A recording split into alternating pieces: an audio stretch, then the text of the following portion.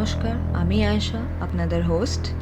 Any digital, visual, or any written copies of this content is considered under the Act of Piracy. চলুন শুরু করা যাক আজকের গল্প।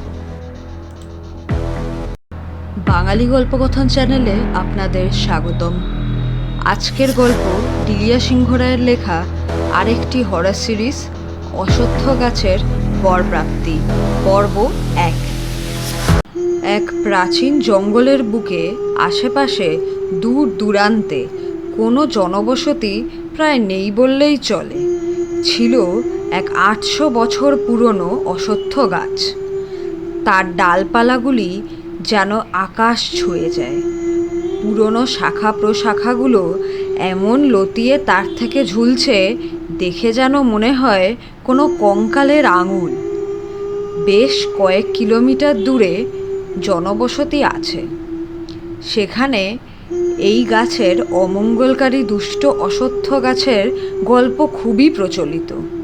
সেখানের লোকমুখে শোনা যায় এই গাছে নাকি সাংঘাতিক জাদুশক্তি সম্পন্না এক অঘরীর অতৃপ্ত আত্মার বাস, যে কিনা যে মানুষ যা চায় তার ইচ্ছা পূরণ করে, কিন্তু তার প্রাপ্তির বিনিময়। অতৃপ্ত অঘরীর দুষ্ট আত্মা যা চায় তাকে সেই দিয়েই সন্তুষ্ট করতে হয়। এই লোকপ্রচলিত অশ্বত্থ গাছের বরপ্রাপ্তির গল্প জানতে পারে মানিক। মানিক হচ্ছে পাশের গ্রামের থেকে আসা এক খুবই অর্থ সংকটে জর্জরিত, দিন আনে দিন খায় এক জনমজুর। বাড়িতে হাড়ির হাল, দুমুঠো অন্ন জোগানোর আশায় এসেছে এই নতুন গ্রামে, স্ত্রী ও 2 সন্তানকে নিয়ে।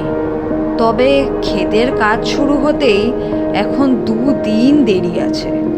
এই 2 দিন কি অনাহারে থাকবে তার পরিবার? উঠেছে প্রবল ঝড়, বৃষ্টিরও তেমনই দাপট।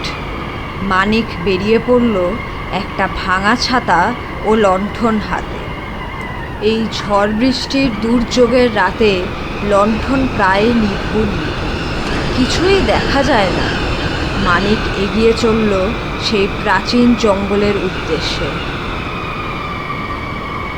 অবশেষে জঙ্গলের বেশ গভীরে এসে পৌঁছে সে যেন একটা হালকা মায়াবী নীল কিন্তু আবছা এক আলো দেখতে পেল। তার হৃৎপিণ্ড ধক করে উঠল। মনে মনে সে ভাবতে লাগল, এই হলো তাহলে সেই প্রাচীন জঙ্গলের বুকে অবস্থিত বরপ্রাপ্তি করার অশ্বত্থ গাছ। লণ্ঠনটা বৃষ্টির ঝড়ের দাপট না সামলাতে পেরে নিভেই গেছে। মানিকও চুপচুপে ভিজে গেছে। সে ঝটপট তার চোখের পাতা দুটি হাত দিয়ে মুছে ছাতাটা ফেলে দিয়ে মন্ত্রমুগ্ধের মতো দেখতে লাগলো সেই গাছটিকে। জঙ্গলের মাটিতে এত শ্যাওলা যে পা পিছলে যেতে লাগলো তার। কিছুক্ষণ সব চুপচাপ।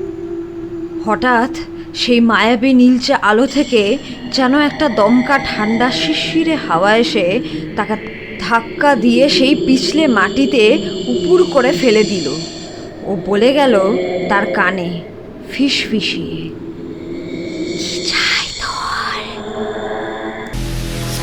আজকের মতো গল্পের গাড়ি এখানেই থামলো। কমেন্ট সেকশনে কমেন্ট করে আমাদের অবশ্যই জানান এই গল্পটি আপনাদের কেমন লাগছে।